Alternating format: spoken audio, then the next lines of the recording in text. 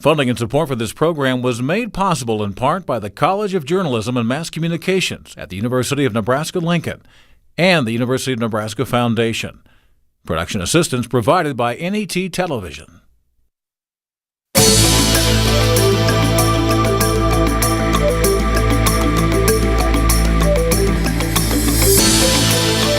In its 25-year run on television, Mutual of Omaha's Wild Kingdom showed wildlife behavior never before photographed. All at once, there's a shot of the orca out here.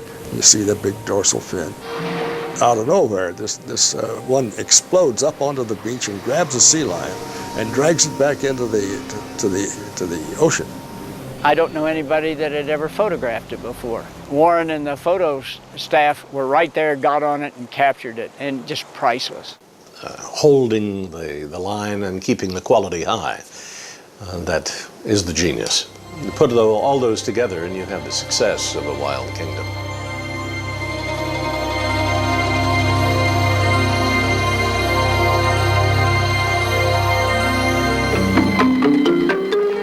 Mutual of Omaha's Wild Kingdom is presented by Mutual of Omaha, people you can count on.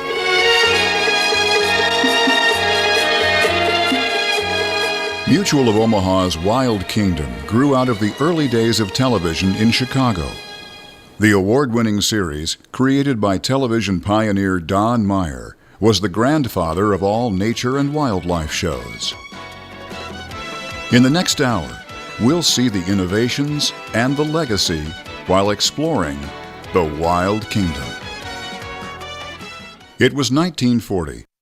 Television was in its infancy. The first stations were called experimental, with funny call letters like W9XBK. No one knew where this new medium might be headed. A young soldier from Nebraska, just back from the war, Don Meyer landed in Chicago, thinking he might get into radio. I have to say that ever since I was just a small kid, I used to listen to the radio, and I listened to the big bands playing out of Chicago and from the ballrooms, and radio was a fascinating thing. And so when I got out of the Army, I really came to Chicago with the idea that I was going to get back or get into radio. Studio A control room at WNBQ, NBC in Chicago. But the fascinating new medium of television attracted Don, and it had jobs to offer. While men were fighting World War II, women had stepped in to fill their jobs in radio and television, as they had in many industries. So they had women on the cameras, and women directors, and women producers, and women sweeping up the floor. And so they were hiring guys who wanted to really learn the television business, and they paid a fantastic salary. So I thought I couldn't pass it up. The fantastic salary was $35 a week. The technology was so new that the station was run by a former Navy radio operator, Captain Bill Eddy. In 1943, the station became Chicago's first commercial TV station, WBKB. When I went to work at WBKB, they had 340 sets in the entire city, and they were all in bars. And so as a result, the programming was for people who visited the bars. Lots of sports. It was like any new business. If they needed a remote truck, they invented one. Those willing to work their way up might find themselves at the forefront of a new entertainment medium. And Don Meyer was willing to start at the bottom. I swept the floors, I pushed the cameras, I was what they call a boom man, and I sat in the control room and pushed the buttons and did the direction. I also sat in front of the camera and did the news and things like that. Chicago had a unique position as a relay point for live programs from the East or West Coast networks. But Chicago stations also took the initiative to create their own independent programming. The networks were so hungry to fill airtime that many local shows from Chicago were broadcast nationwide. Where they lacked big budgets, they compensated with creativity and imagination. Burr Tillstrom, creator of Kukla, Ollie, and all the Kuklapolitan players, with Fran Allison in Kukla, Fran and Ollie. Fran! Yeah? Look, did you see this? No. Hey, a new time. Time? Half a century. No, that's not Burr Tillstrom, that's Winston Churchill. Yes, I should say. While New York focused on televising stage shows and Los Angeles-made movies, Chicago producers discovered the unique characteristic of the small screen. In Chicago, our boss, John's and mine, was a guy named Jules Herbeveau. And Jules was one of those guys that gave you a task to do and then let you do it. And so there was a lot of experimenting that was permitted, and it was a free creative force that was working. Chicago producers had discovered the key to what makes the television medium unique. People on television can speak one-on-one with their viewers right in their own living rooms. It was you to the camera, and that's pretty intimate. Ding Dong School was a show that Frances Horwich did for us, and everything she delivered was right in that lens. Good morning, boys and girls. How are you this morning? Feel real happy? Have a good breakfast? What'd you have? Taste good? You're inviting someone into your house. And part of the attraction of early TV was you developed a relationship with the images that you saw on the screen. Stud's Place was set in, Stud's Place. It was a tavern, a place where people would gather together and talk. Well, what's it all about? Now tell us. The curtain goes up. Bingo, there's the hero, the tenor, Tannhäuser. The humor would be in the interchange amongst people that were sitting around at Stud's Place. Got this book of the opera here, all the stories, all the libretti complete. The who? Plural for libretto, stories of the opera. So I looked through it here. Did your wife get dressed up just the way you did? Yeah, the gown set me back a number of clams. Yeah? Had her looking at tux. Oh, wonderful. I bet you look like a bookie going to his sister's wedding. When there are no rules, and when you are making your rules, it's the greatest time in any developing industry. Chicago was a hotbed of experimentation. It was innovation. Dave Garroway was one of the greatest, of course.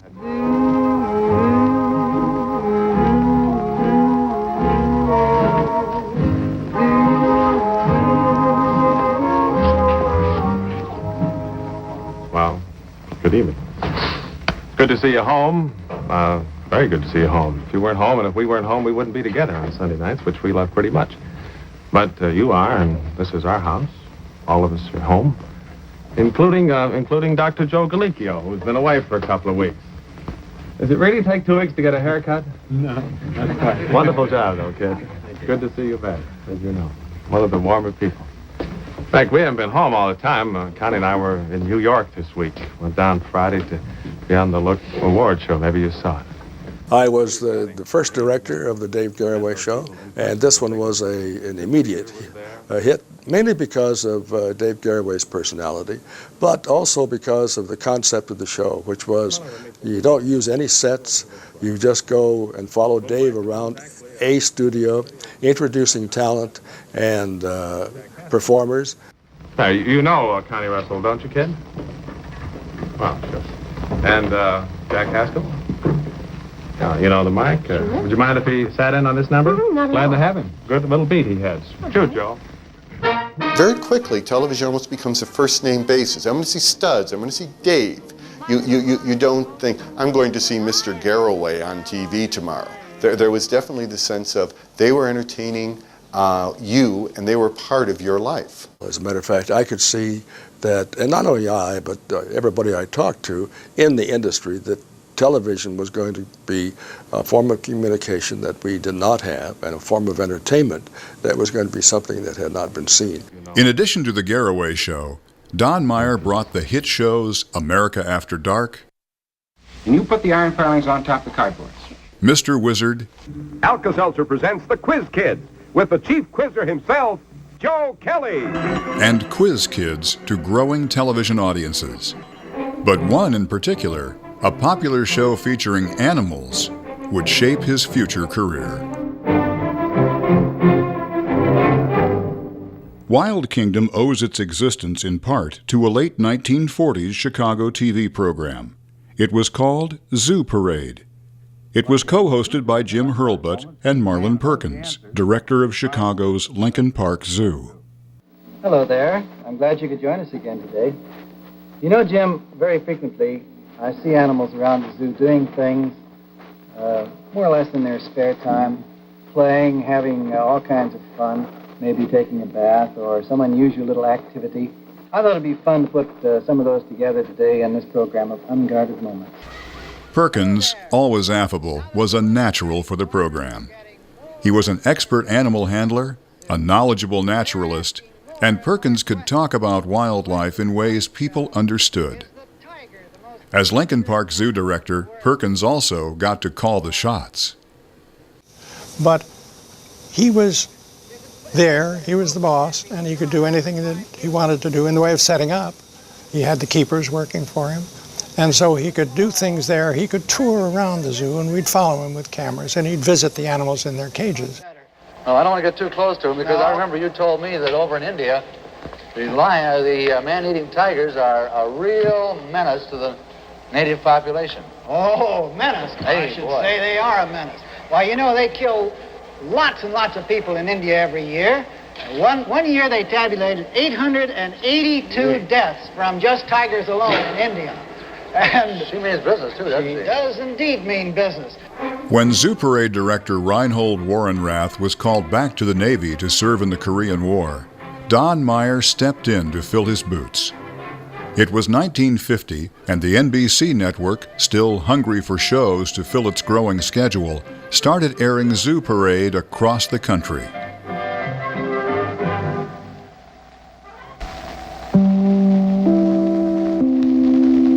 It wasn't long before Zoo Parade ran out of programming options at the Lincoln Park Zoo. We had done the monkey house, the lion house, and the aviary, and we would go from there then to other parts of the zoo.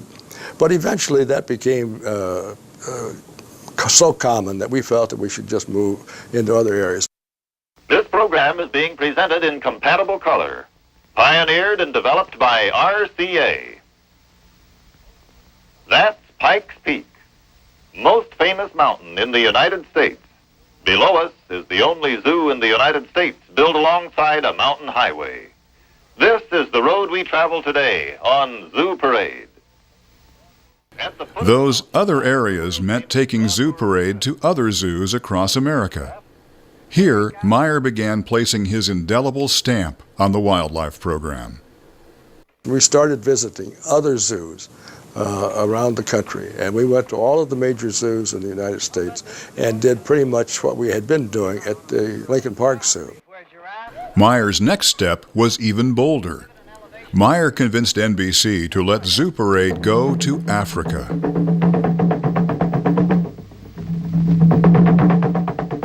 Today, Zoo Parade is on safari in Africa. The Zoo Parade safari has moved to South Africa, the location of the world's largest game reserve, Kruger National Park. We decided to go to Africa and try to do a series of shows that would be completely sound, sync sound in the field. We had never done that before. And we decided to shoot it on film, which we had never done before. Meyer's production crew spent 5 months filming from East Africa to South Africa. The logistics and risks were enormous. Hundreds of miles from the nearest village. No phones, no email. Shooting color film of some of the world's fastest, biggest, most ferocious animals. Working in some of Earth's harshest, most remote regions. He had to get the right lighting conditions, in the humidity and the climate. He had to take film and those cameras out into the wilderness, get that moment on film and shoot an awful lot, then bring it back and edit it in a time that we would now say was pretty primitive. Visitors by the thousands drive to Kruger to see the animals, but they must not leave their cars. Almost every day, a kill is made by the lions someplace in Kruger. But being on hand to see one, as you are now, is a spine-tingling, dramatic experience. The herd of impala senses the presence of a stalking enemy.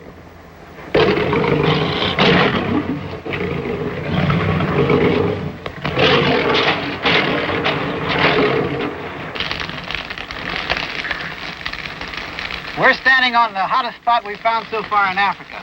We're right in front of a fire that's been raging now for 4 days in Kruger National Park. Jim, it's fires like this that play heck with a lot of animals, isn't it? It sure is, Marlon, because that fire is frightfully hot, and I imagine lots of animals that get caught in this thing are burned up in the fire, and it burns over the... It was a huge technical and programming leap forward. It would also create the formula for TV wildlife programs that's still being used today. So that model, that formula, proved to be very successful later on. It took us out of ourselves and took us to an exotic land. And so I decided this was the time to learn. And so I hired people who I thought knew what they were doing. And we found the right places to go, and we went and we took our time and we worked our way through it, and it worked out very well. A dozen Zoo Parade programs from Africa were filmed, edited, and broadcast on NBC stations across America. And the show then was very successful. And the next year we went down to the Amazon in South America. And we were down there for about 5 or 6 months, I guess. This real-life story, though, had a surprise ending. When Meyer and crew returned home in 1957, they were told NBC had canceled Zoo Parade. The network wanted to produce its own entertainment programs. Zoo Parade didn't fit. When they canceled Zoo Parade, they also canceled a lot of other shows. And the direction that the local station was going was not at this time going to be a producer of programs for the network. Zoo Parade was history. In the 6 years that followed, Meyer became a freelance producer of several other successful TV programs. But he never stopped believing America would watch the right kind of wildlife program, a show Meyer made a pilot of in 1960. And so I developed a pilot of the show called Wild Kingdom, and that pilot was involving Marlon as the host because I had used him down on the Amazon, and he was the host of Zoo Parade. He was a known name and a very recognizable one, and one that had a great audience appeal. It wasn't easy. NBC still owned Marlon Perkins' contract and all the film Meyer's crews had shot in the Amazon. Meyer offered to buy them both. When we finally got to the final negotiation on the money, it seems that there was a thing called collateral that you had to get this money. And I said, well, I don't have any. He said, do you own a house? I said, well, I have a house, but I said, it has a mortgage on it. He said, well, how about a second mortgage? I said, that sounds good to me. Meyer's next task was to convince one of the networks to broadcast his wildlife show.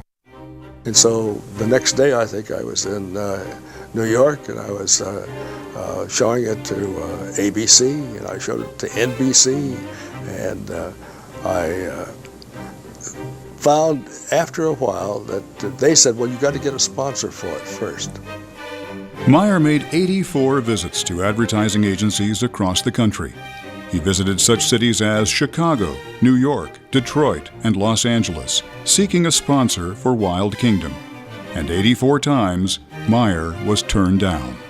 I wouldn't say he was driven, but he was very determined that there was something there and that it could eventually come about, and he just persistent, and he kept at it and finally won out. From the very beginning, Don Meyer never compromised on what the ideal was there, and he was going to stick at it as long as possible to find the buyer. Then serendipity entered the picture.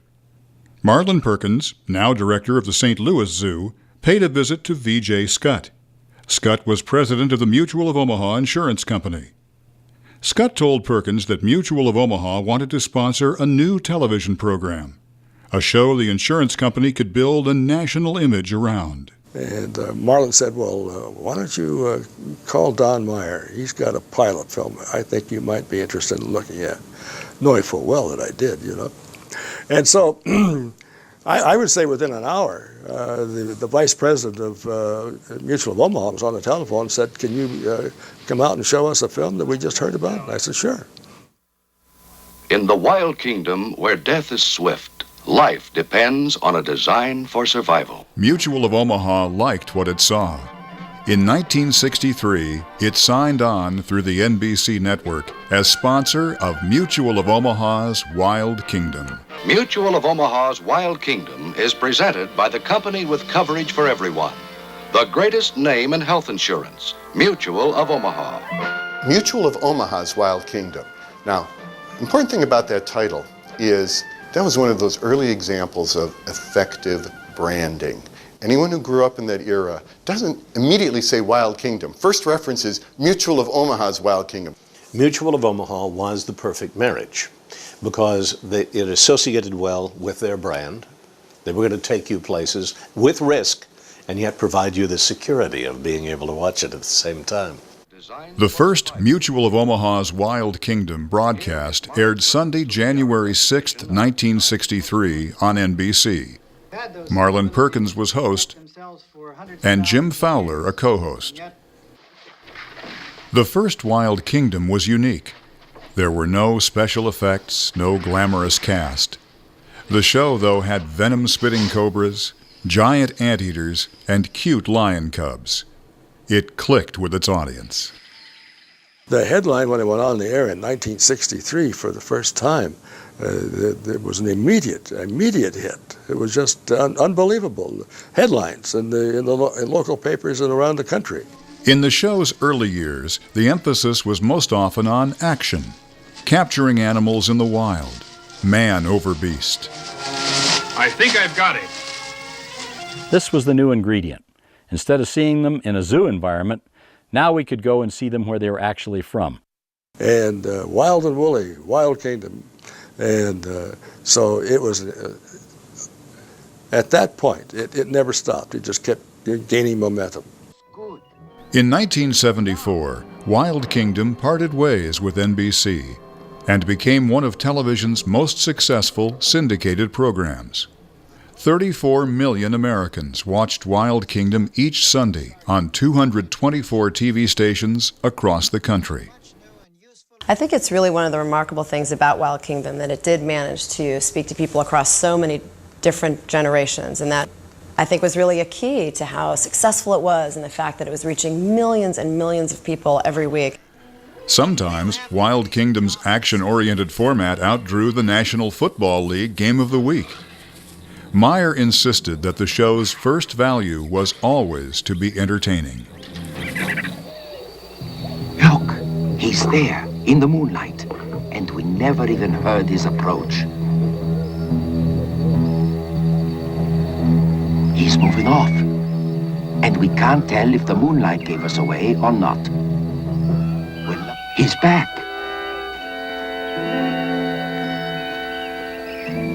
The meat from the donkey that the lion killed last night is far to the rear of the trap, and he really wants it, but he remains very suspicious of this whole setup.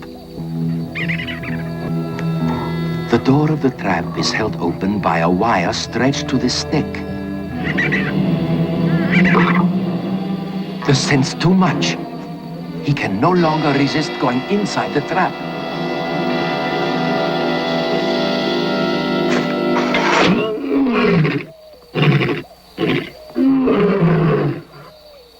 One thing that he kept insisting on, he said, we are not doing an educational show, we are doing an entertainment show. He wanted suspense and excitement and action.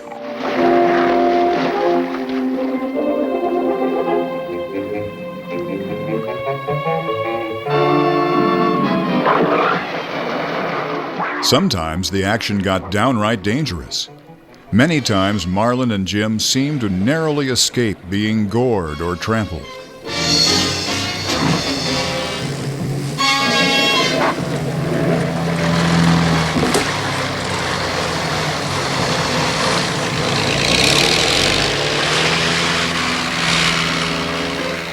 That was a close call. Only Tom's quick thinking saved me. I was almost killed by elephants a couple of times because we let our guard down. And by the way, don't ever get an angry matriarch, a female elephant, angry at you, thinking that you disturbed her calf.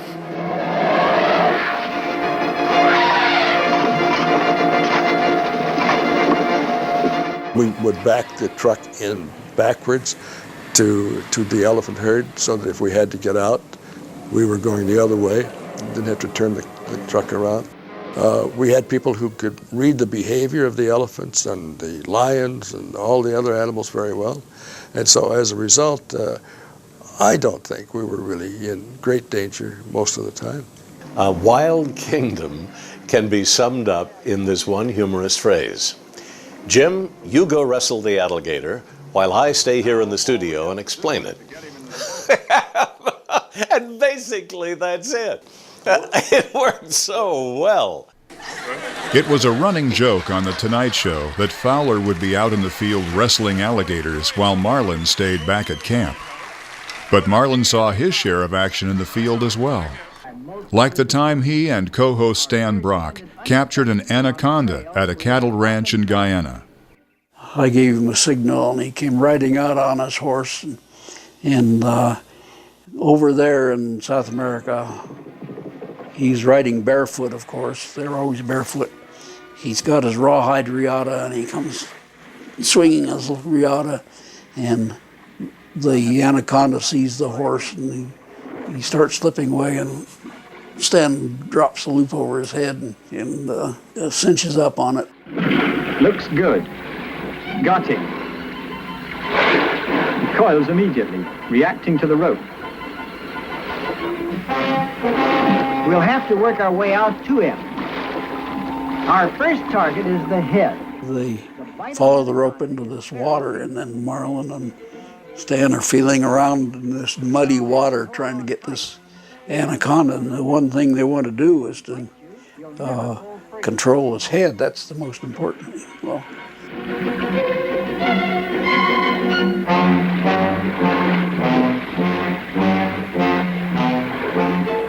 he keeps pulling us off a ledge into deep water.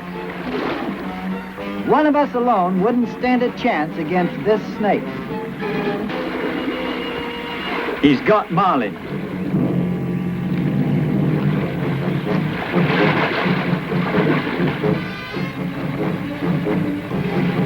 The anaconda exerts fantastic pressure. And its weight keeps you constantly off balance.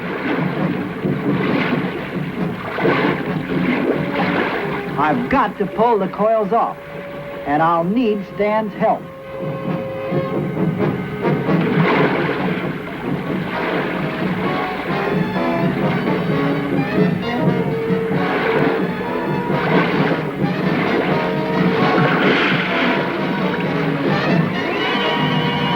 We've worked him away from the deep water.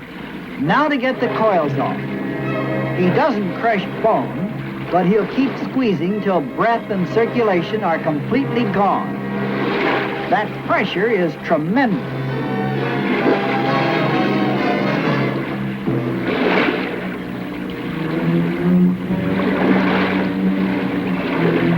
None too soon. Those coils were tiring Marlin, and neither of us have much fight left. But I think the snake's tiring too. Maybe we can bag him now. First blood drawn, and on my own knife. This snake is enormous. He must weigh over 200 pounds. We'd better get him in before he catches his second wind.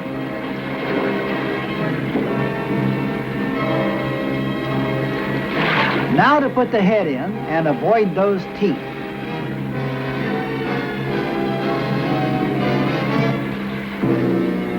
We've got him. I've been asked by many people since then, why didn't I get out there and help poor Marlin? And my answer is I would have been shot by Don Meyer if I had, because my job was to film the thing. Warren Garst was the show's first cinematographer. Along with his wife Jenny, the couple were the first to go to Africa to film wildlife for Wild Kingdom. Warren wasn't new to wildlife photography, but the deadlines of independent production were something he'd never experienced. For instance, before that I had worked for Walt Disney Productions, and we would take 2 years to make a movie. And when I started working for Don, he wanted something done within 6 weeks, and I didn't think that was possible. But we decided that it could be done fast, and if we knew exactly what we were doing, and we let everybody do his job the best he could do on a schedule. And so we had a schedule that was very tight. Don's background in finance and his wife Lori's extensive business experience and sharp oversight made for one tight ship. Lori Meyer worked alongside her husband for the life of the series, at first traveling with the field production, then staying in Chicago to supervise the office.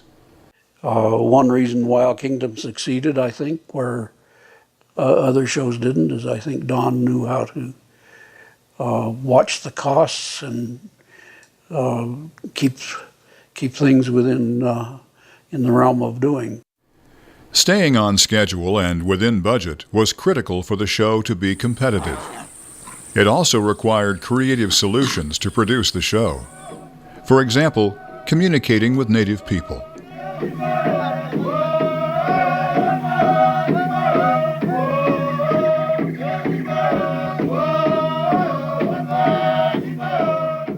And we showed our audiences how the tribal people are so beautiful and how they relate so wonderfully to the wildlife world that they've lived in so beautifully for thousands of years. Once, a Wild Kingdom production crew got stuck between warring tribes. But indeed, we heard real war drums going, and you could see the warriors putting grease on their skin, and you could feel that energy when warrior people are stirred up.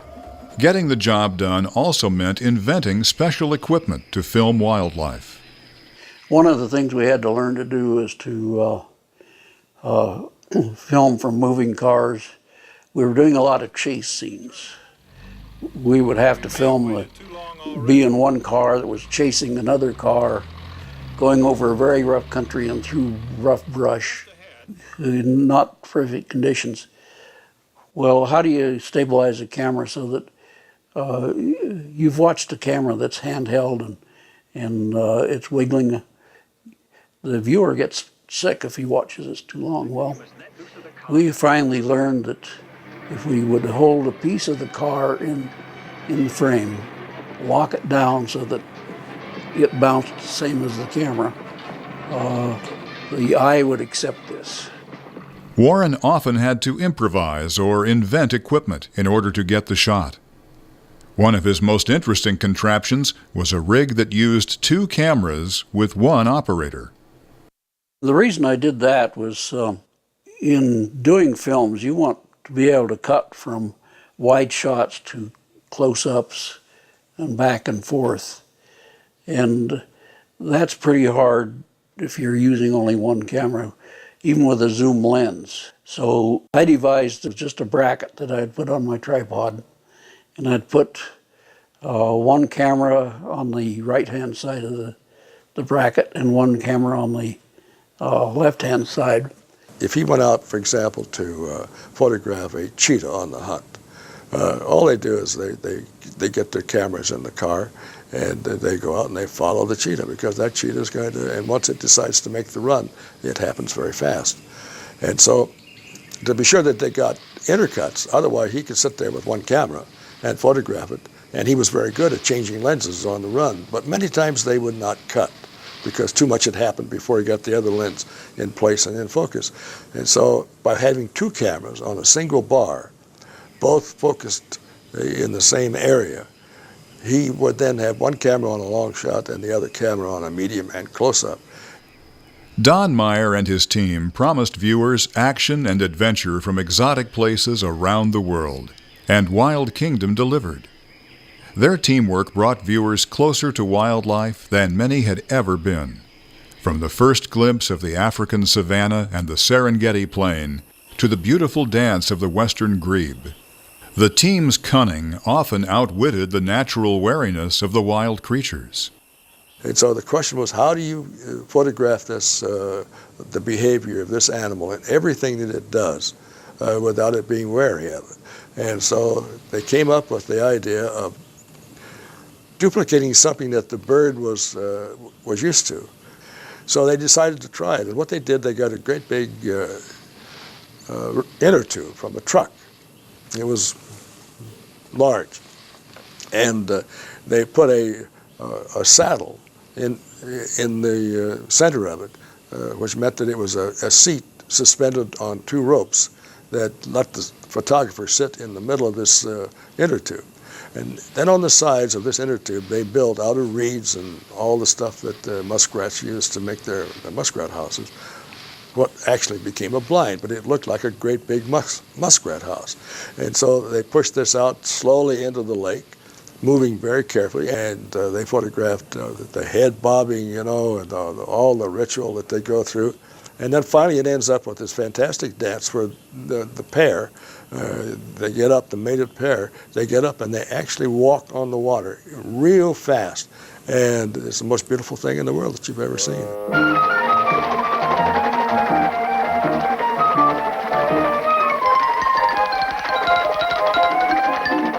You know, Don Myers, we have to take our hat off to him. Not only did he have a good formula for storytelling and was loyal to that, but few people realize how he got those pictures and brought them back. It was more difficult than if you went out to get a trophy head in a water buffalo. There's only one way to get him. Locate him with a stick, dive in, and hold on. In Wild Kingdom's early years, the focus was on dramatic encounters and wildlife captures for scientific research.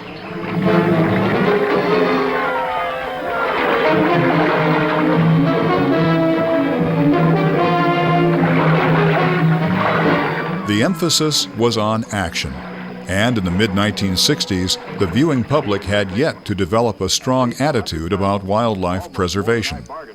When we started out, there really wasn't any attitude about this at all. Animals were either good or bad. Wild Kingdom was evolving, talking more about preserving wildlife and the places where wildlife lived. What I can say with assurance is there is nothing in life more gratifying than observing animals in their own marvelous realm, which is what we call the Wild Kingdom. You know, you can't really just go on, keep capturing animals, the same animal. So you had to start looking at different aspects. And so I'm sure that we did finally evolve into a program that spent more time talking about the scientific side of it. But our concept still was that it had to be entertaining first and informative second, because we did not follow the idea of just going out and photographing a scientific show. Because of the program, and I saw this happen very quickly. Within 5 years, there had been a big change in attitude of people. Not only in this country, but all across the world.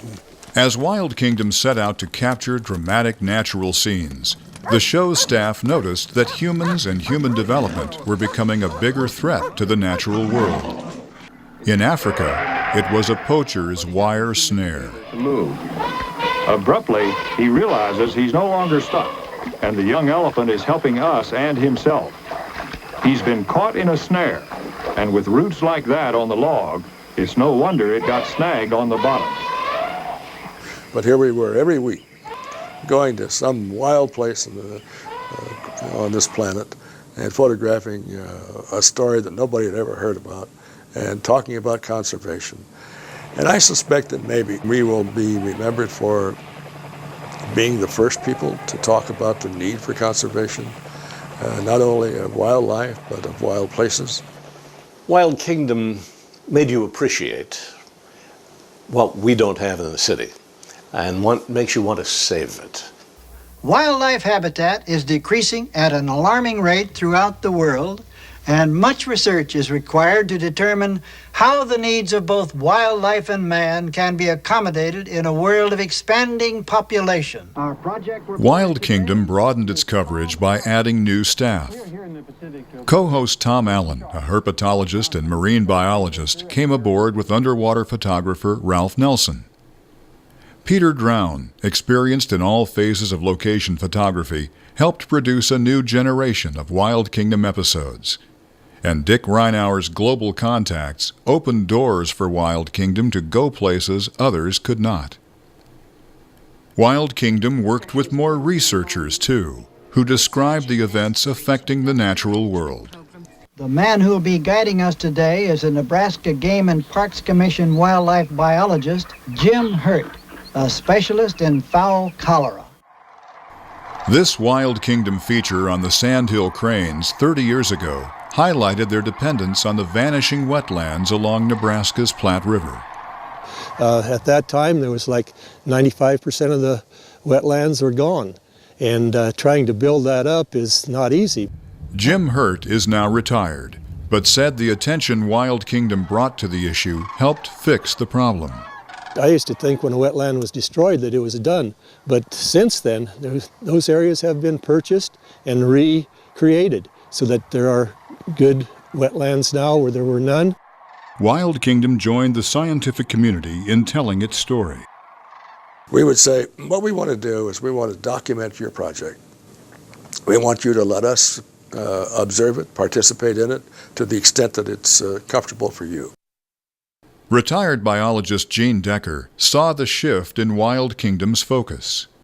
And I could see that maturing during the next 10 or 15 years when they would include more management and ecology in their programs, and not as much as some of their critics used to say of wrestling animals and the mucho macho stuff.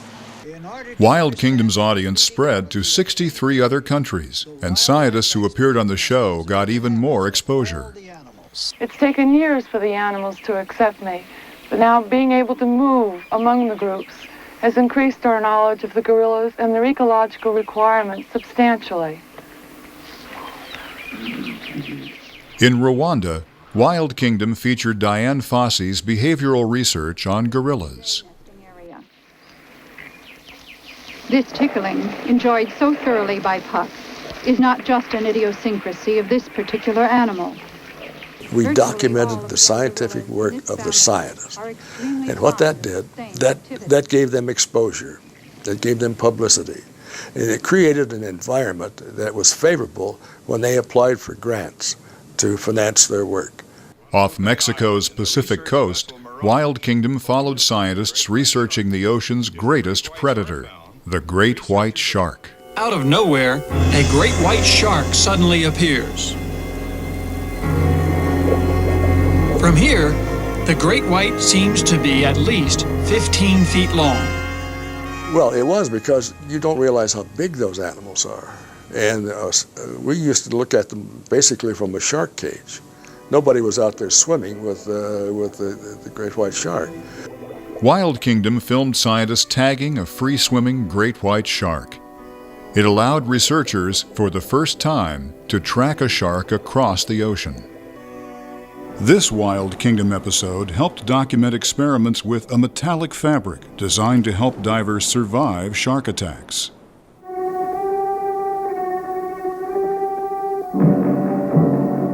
The blue shark teeth couldn't penetrate the mesh on the dummy's arm, or on the arm of this researcher.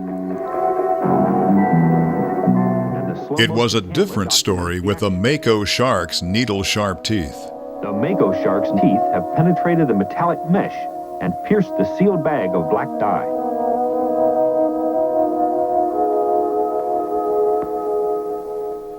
Because of the broad exposure, often the scientists who appeared on Wild Kingdom were able to get more funding for their research. Don Meyer also did something most TV producers would not. He gave scientists featured on Wild Kingdom final script approval. He let the scientists tell their story. He showed audiences that there are dedicated biologists working for scientific institutions and governmental agencies to help ensure that there would be wildlife populations for future generations to see. It was Meyer's way of being accurate and accountable. I think the fact that Don Meyer would always go back to the scientists and the people he was featuring and allow them to have final say on the script means he really valued the honesty of the show and the ethics of it, and I think you can really see the payoff in the fact that it lasted for so long. People trusted it. There's a mother and 2 cubs, but she has no black number painted on her rump. 40 years ago, Wild Kingdom cameras captured a polar bear mother and her cubs scampering across a frozen, harsh Arctic ice pack. As far as just if you're talking about the program itself, I think maybe the most exciting stuff for me was to see the polar bears and their cubs and photographing them in their natural environment in the way that we finally were able to do. The magnificent predator's every graceful move was captured for millions of Wild Kingdom viewers to behold and marvel.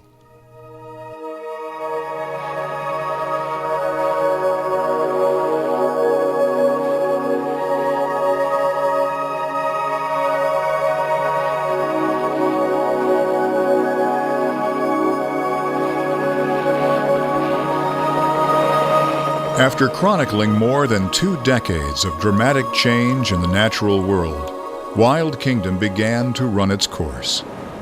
In the early 1980s, Marlin Perkins, globally recognized and respected, was diagnosed with cancer. Perkins was forced to step down from the program in 1985. He had cancer, and that really took a lot of energy out of his life. And he also started to look his age. And then, but I have to give Mutual credit. They stayed with him a long time, and probably several years longer than they normally would have, but they were very loyal to him, and he to them.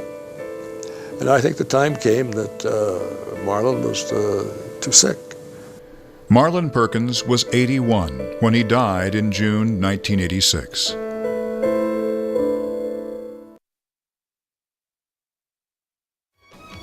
Jim Fowler became Wild Kingdom's new host, joined by Peter Gross. By then, the program's audience had begun to dwindle. Many Wild Kingdom episodes were in reruns. But over a 25-year period or more, most people had seen the shows a number of times.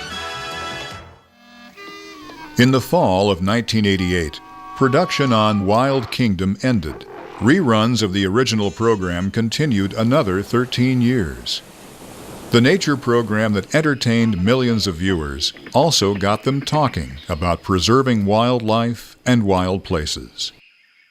And so I think that in that regard, we maybe have a special place in the broadcast industry. Holding the line and keeping the quality high, that is the genius. You put all those together and you have the success of a Wild Kingdom.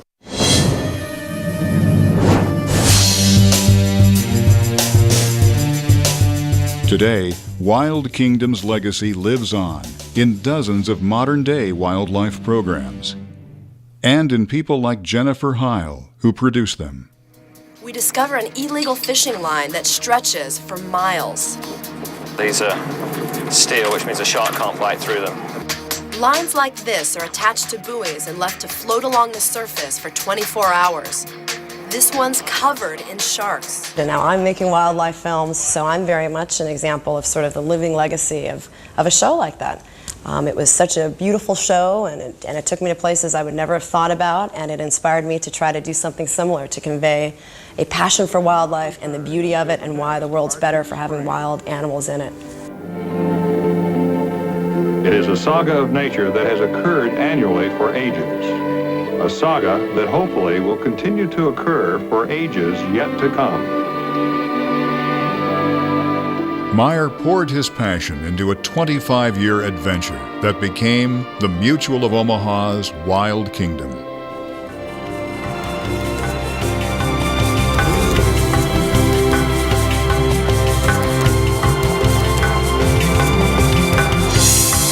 Wild Kingdom took viewers to 7 continents. The program won a family viewing recommendation from the National Parent Teachers Association. 4 Emmy Awards, and 37 other citations. Today in our country, it's pretty hard to get a program that the kids and the parents can both look at. That was, I think, one of the legacies. It was appealing to a wide group of people. Probably Don's greatest legacy, that he was